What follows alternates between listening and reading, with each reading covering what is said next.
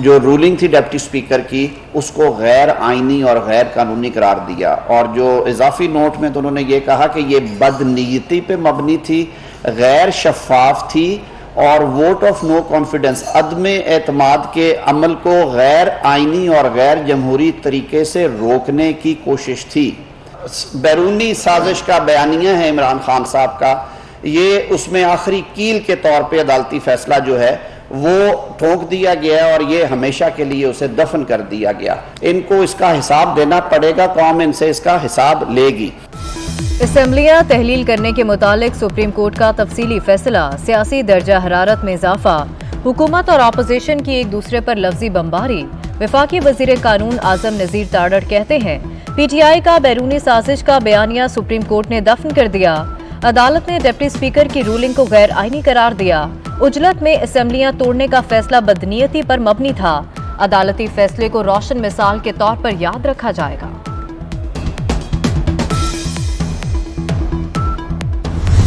Supreme court का फैसला गलतियों से इबारत है। पाकिस्तान में सुप्रीम कोर्ट के फैसलों की तारीख कोई बहुत शानदार तो नहीं रही है। ये जजमेंट भी जो आज सुप्रीम कोर्ट की तरफ से आई है, इसको कितनी तारीख पजीराई देगी, तारीख इसको कहाँ रखेगी, ये तो जाहिर है कि बाद में देखा जाएगा। सुप्रीम कोर्ट का फैसला गलतियों से इबारत है। रहनुमा PTI फवाद चौधरी कहते हैं अदालत के फैसले में हकाइक को मद्देनजर नहीं रखा गया। पाकिस्तान में सुप्रीम कोर्ट के फैसलों की तारीख शानदार नहीं रही। अब अवाम ने फैसला करना है कि इनकलाब वोट के जरिए लाना है या श्रीलंका की तरह। बहुत से लोग साइफर की तहकीकात नहीं कराना चाहते। साइफर की तहकीकात होनी चाहिए जिसके जरिए वजीर आजम को हटाया गया।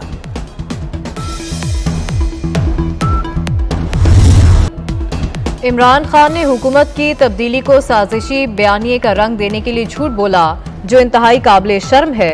सुप्रीम कोर्ट के तफसीली फैसले ने इमरान खान के झूठ और प्रोपेगेंडे को बेनकाब कर दिया। सबको अदालत का ये फैसला जरूर पढ़ना चाहिए।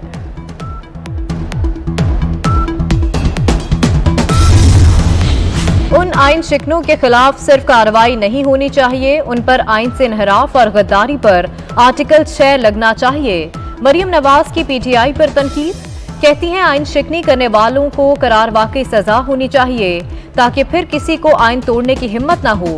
सदर अलवी समेत सब मोहरे थे जो इस्तेमाल हुए। असल मुजरिम और इस सब का मास्टर प्लानर और मास्टरमाइंड इमरान खान है।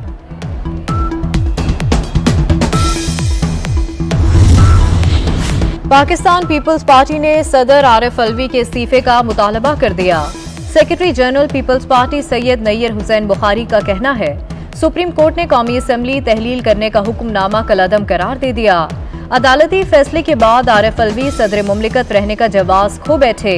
अज खुद नोटिस फैसले के तहत इमरान खान नाअहल हो जाएंगे। बैरूनी मरासला साजिश बयानिया भी झूठ का पलंदा करार पाया है।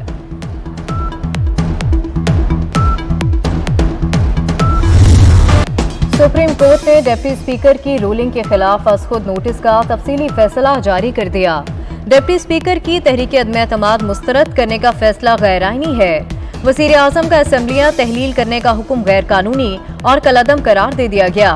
मुबैना बैरूनी मरासले का मुकम्मल मतन अदालत को नहीं दिखाया गया। सिफारती ताल्लुकात के पेश नजर अदालत मरासले से मुतालिक कोई हुक्म नहीं दे सकती।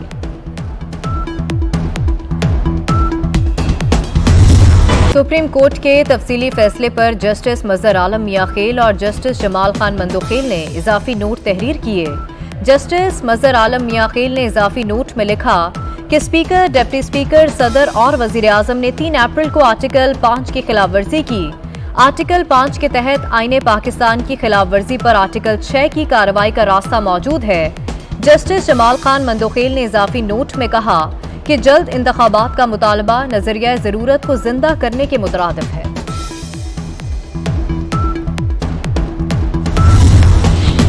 इलेक्शन कमीशन ने चेयरमैन तहरीक इंसाफ के इलेक्शन कमीशन पर मुबैना इल्जामात का नोटिस ले लिया। इलेक्शन कमीशन ने चेयरमैन पैमरा को खत लिखा कि इमरान खान की तकरीर का रिकॉर्ड तलब कर लिया। पाकिस्तान और आलमी मालियाती फंड के दरमियान मुआहिदा तय पा गया। IMF बोर्ड की मंजूरी से पाकिस्तान को $1 अरब 17 करोड़ मिलेंगे। आइंदा जून तक ये रकम $7 अरब हो जाएगी। मुआहिदा तय पा जाने पर वजीर आजम शहबाज शरीफ की जानिब से वजारत खजाना और वजारत खारजा को मुबारकबाद।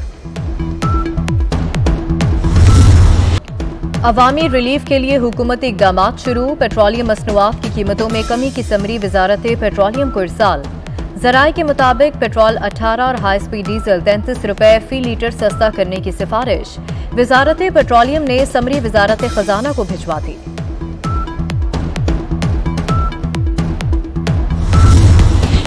पार्लियामेंट हमला केस। हुकूमत ने इमरान खान की बरियत के खिलाफ इस्लामाबाद हाईकोर्ट में अपील दायर कर दी। अपील में चेयरमैन पीटीआई की बरियत का फैसला कलअदम करार देने की इस्तदा। शाह महमूद कुरैशी, परवेज खटक और असद उमर की बरियत के खिलाफ भी अपील दायर कर दी गई।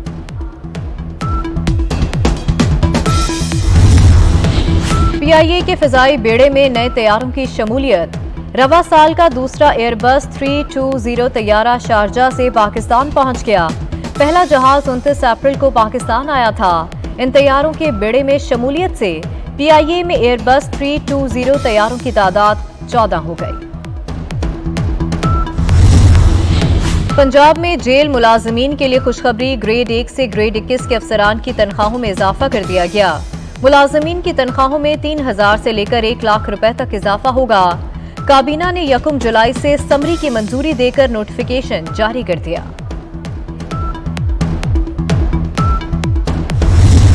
मुल्क में बिजली का शॉर्टफॉल 3869 मेगावाट रह गया। ज़राए पावर डिवीजन के मुताबिक बड़े शहरों से लोड शेडिंग खत्म कर दी गई। सिर्फ हाई लॉसेस वाले इलाकों में लोड शेडिंग की जा रही है। मुल्क के मुख्तलिफ शहरों की तरह लाहौर में भी मूसलाधार बारिश। नशेबी इलाके ज़ेरियाब आ गए। सादिक पार्क मजंग में बारिश का पानी घरों में दाखिल। चिल्ड्रन अस्पताल नदी नाले का मंजर पेश करने लगा। दाखिली रास्ते और अहाते में बारिश का पानी जमा। वज़ीर आला पंजाब हमजा शहबाज शरीफ का नशेबी इलाकों से जल्द नकासियाब का हुक्म। जहलम, ननकाना साहब, सांगला हिल समेत कई शहरों में अब्रे करम बरस पड़ा। सराय आलमगीर में दूसरे रोज भी शदीद बारिश। गोजर खान में बारिश के बाद नदी नालों में पानी का बहाव तेज। उधर सिंध में मानसून का दूसरा स्पेल आज दाखिल होगा। कराची में तेज बारिश की पेशगोई।